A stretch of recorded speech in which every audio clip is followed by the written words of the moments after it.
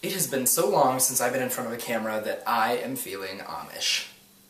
So I am really into movies, and lately I was able to see a really good one, The Spectacular Now. The movie stars Shailene Woodley and Miles Teller. The things I can say about this right from the start: very good, very deep, very angsty. The movie brought you all of the typical things: love, a lot of drinking, a lot of partying, angst, drama, broken families, but it brought it in new ways that didn't feel done. It wasn't boring, they kept me through the entire ride.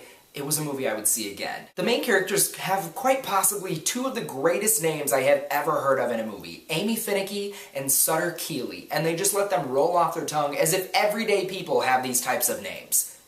I suppose they do.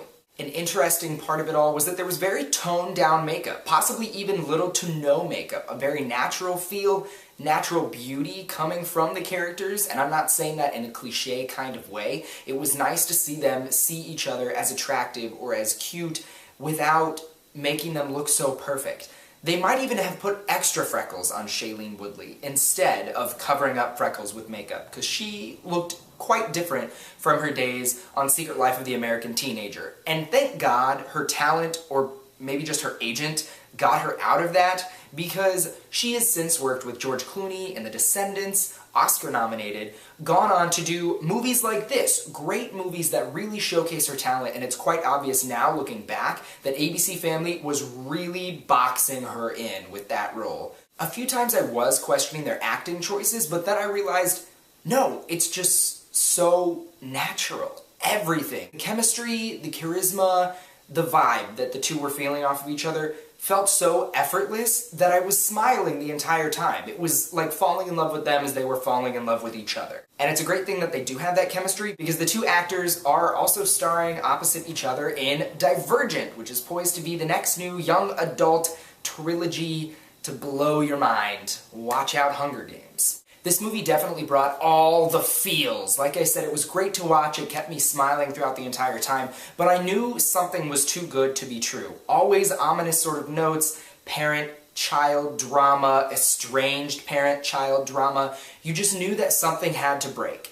And something definitely did. I was very anxious while watching it because I wasn't exactly sure how it was going to happen, and I'm not going to spoil it for you, but you can see it coming from a mile away as well. The ending of the movie felt very similar to another movie that I've seen and loved, 500 Days of Summer, and there's a reason that it feels very similar, because those two movies are brought to you by the same writers. The ending felt like a torturous season finale to one of your favorite shows, where you wanted there to be more, but yet you knew you were going to get just as much enjoyment by filling in the blanks with your own imagination. It felt very Perks of Being a Wallflower-ish as well. If you saw that movie last year during the winter, very angsty, very deep, a lot of issues being thrown around in there, and that's exactly what this one was as well. Not so heavy, but very similar. It had a film festival-ish feel from top to bottom, just because they usually don't have such a cut and dry plot, a defined beginning, middle, and end.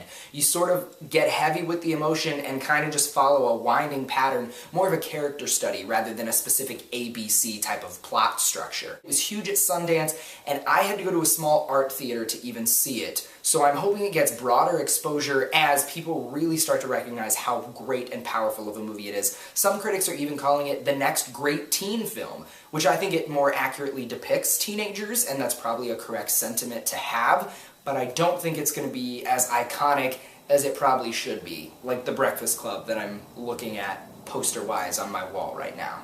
That was my quick review of The Spectacular Now. If you agree or disagree, whatever, I want to know your comments down below. Let me know if you saw it, if you were hoping to see it. I hope I didn't change your mind against that. Go out, check it out, whatever way you can. The Spectacular Now. So, movie reviews, even TV reviews, are something that I do a lot with my friends and in my own head. I would love to do more of them for you guys. So, also in the comments section below, if there's a movie coming out that you want to make sure I see, or maybe it's an old movie, something I could find on Netflix, I would love to watch it and then talk about it with you guys. Leave me a comment below.